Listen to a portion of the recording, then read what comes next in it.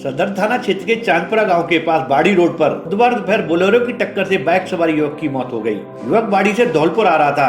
Police ने postmortem कराकर सब परिजनों को सौंप दिया है। सदर थाना प्रभारी दीपक बंजारा ने बताया कि बाड़ी के गुम्बट मोहल्ला निवासी संजू खान बुधवार दोपहर को धौलपुर आ रहा था, लेकिन जैसे ही वो चांदपुर गाँव के पास पहुँचा तो सामने से आती एक बोलेरो गाड़ी ने उसे जोरदार टक्कर मार दी, जिससे युवक घायल हो गया। स्थानीय लोगों की मदद से हाईवे एम्बुलेंस से घायल को धौलपुर अस्पताल ले जाया गया, जहां डॉक्टरों ने उसे मृत घोषित कर दिया। परिजनों ने बताया कि कुछ दिन पहले युवक ने अपनी बाइक धौलपुर में बेची थी। युवक बाइक के कागज दूसरे युवक के नाम कराने के लिए बाड़ी से धौलपुर आ रहा था। इसी दौरान ये हादसा हो गया। जगह पे टेलीफोन से सूचना मिली कि बिसरौला के पास में ये बोलेरो एक मोटरसाइकिल में एक्सीडेंट हो गया है। उस पर पुलिस मौके पर पहुंची तो मृतक एक्सीडेंट के घायल को देखा तो घायल अवस्था में पड़ा था, जिसका नाम संजू सनोप मुंशी खान और मुसलमान गुम्मट बाड़ी का रहने वाला था, जिसे 108 में एम्बुलेंस में तुरंत रखवा कर हॉस्पिटल पहुंचाया, जहां डॉक्टर साहब ने मृत घोषित कर दिया। धौलपुर जिले के कंचनपुर थाना इलाके में पुलिस की कार्यशैली पर सवालिया निशान उठ रहे हैं। एक अध्यापिका और उसकी बहन ने जिला कलेक्टर एवं एसपी के समक्ष परिवार पेश कर पड़ोसियों पर उनके साथ छेड़खानी करने और उन्हें प्रताड़ित करने का आरोप लगाया है। पीड़िताओं का कहना है कि उन्होंने कंचनपुर थाना पुलिस में कई बार इसकी सूचना और मामला दर्ज कराया है, लेकिन अभी तक आरोपियों के खिलाफ कोई कार्रवाई नहीं की गई है। इससे आहत होकर बुधवार को पीड़िताओं ने कलेक्टर और एसपी को परिवाद पेश किया है और दोषियों के खिलाफ कानून संबद्ध कार्रवाई की मांग की गई है। कलेक्टर एवं एसपी के समक्ष पेश किए गए परिवाद में कंचनपुर थाना इलाके की पीड़िता ने बताया कि वह तृतीय श्रेणी अध्यापक के पद पर कार्यरत है। 4 जून 2021 को सुबह 8 बजे जब वह खेतों में शौच के लिए जा रही थी, इसी दौरान आरोपी रमेश पुत्र बाबूलाल ने रास्ता रोक लिया और हाथ पकड़कर अश्लील हरकत करने लगा। पीड़िता द्वारा विरोध किया गया तो उसके साथ मारपीट कर दी। पीड़िता ने इस संबंध में स्थानीय कंचनपुर थाना पुलिस के समक्ष नामजद मामला दर्ज कराया था। पीड़िता का आरोप है कि पुलिस द्वारा अभी तक कोई कार्रवाई नहीं की गई है।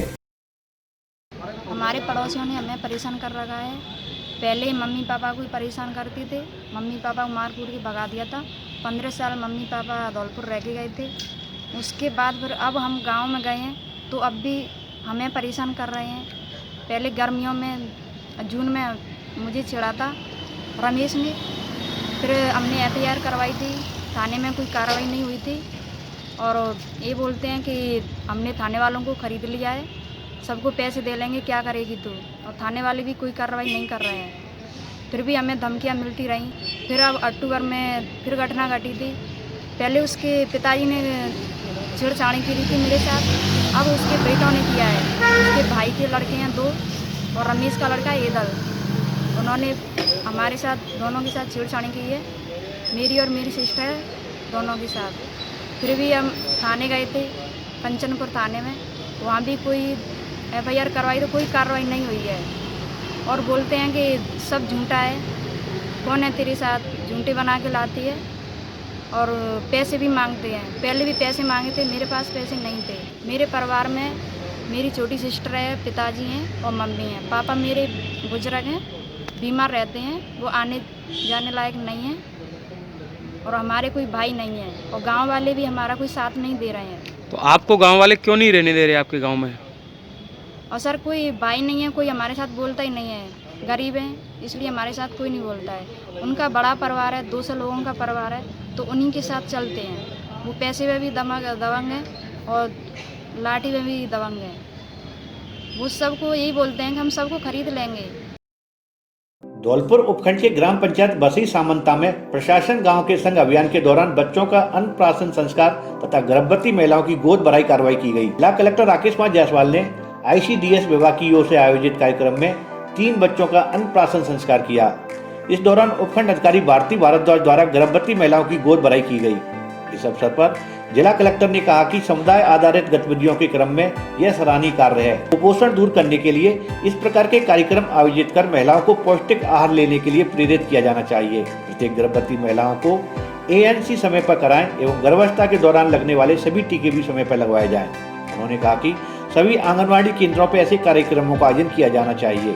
इस अवसर पर मुख्य कार्यकारी अधिकारी जिला प्रशासक चेतन चौहान, उपखंड अधिकारी भारती भारद्वाज, उप निदेशक ICDS भूपेश गर्ग सहित अन्य लोग मौजूद रहे।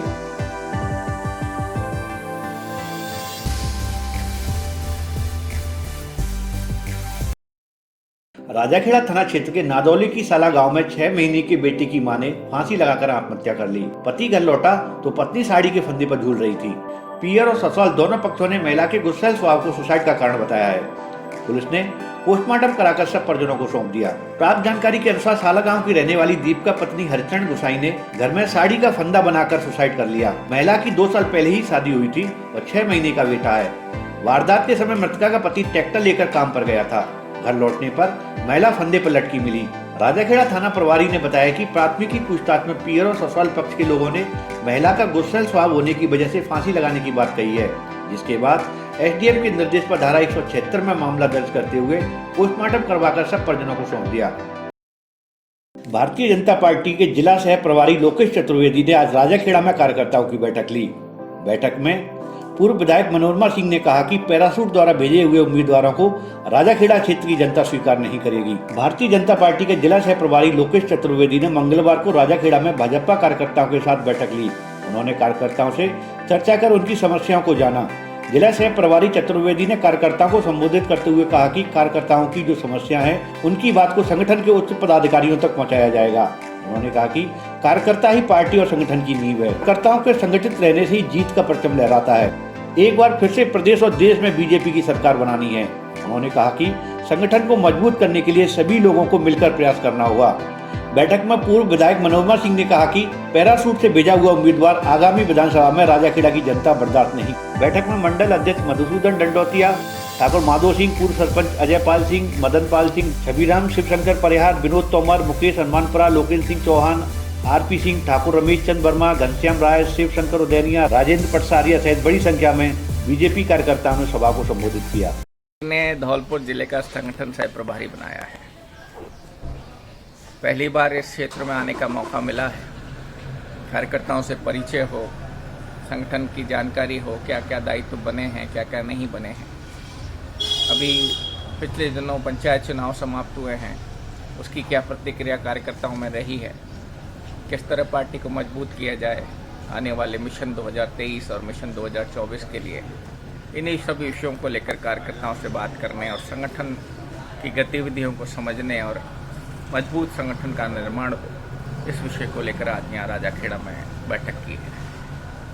कार्यकर्ताओं का जोश और उत्साह, मुझे पूरा विश्वास है कि हम मिशन 2023 में भारतीय जनता पार्टी की सरकार राजस्थान में बनाकर रहेंगे और 2024 में एक बार पुनः नरेंद्र मोदी जी को प्रधानमंत्री के पद पर देश की जनता, प्रदेश की जनता और कार्यकर्ता सब मिलकर ये तय कर दिया है कि देश का प्रधानमंत्री होगा तो सिर्फ नरेंद्र मोदी होगा। धौलपुर जिले में 8 नवंबर से प्रशासन गांव एवं शहरों के संग अभियान चलाया जा रहा है। राज्य सरकार की मंशा अनुरूप शिविर में ही आमजन की समस्याओं का निस्तारण किया जा रहा है। धौलपुर उपखंड की ग्राम पंचायत बसी सामंता में चल रहे प्रशासन गांव संग अभियान के दौरान शमशान घाट की मांग और रास्ते पर अवैध अतिक्रमण की शिकायत को जिला कलेक्टर राकेश कुमार जायसवाल ने बसई सामंता ग्राम पंचायत के चांदपुर गांव के शमशान घाट की ओर नरेगा की ओर से स्वीकृत सड़क भूमि पर अतिक्रमण को अपनी मौजूदगी में अवैध निर्माण तोड़वाकर अतिक्रमण मुक्त करवाया। उन्होंने बताया कि चांदपुर गांव के रेलवे ट्रैक के पास शिवाचक भूमि पर एसबीएम के तहत शमशान घाट एवं रास्ता स्वीकृत था, जिस पर अवैध अतिक्रमण को लेकर कार्रवाई कर अतिक्रमण हटाने की कार्रवाई की गई है। इससे पूर्वी जिले में वर्षों पुराने अतिक्रमण को हटाने की कार्रवाई की है। अभी हाल ही में राजकीय पॉलिटेक्निक कॉलेज के पास अतिक्रमण हटाने की बड़ी कार्रवाई के बाद चांदपुर गांव में अतिक्रमण हटाने की कार्रवाई की गई है। अतिक्रमण हटने के बाद शिवाचक भूमि पर एसबीएम के तहत शमशान घाट एवं रास्ता बन सकेगा, जिसका लाभ सीधा ग्रामीणों को मिलेगा।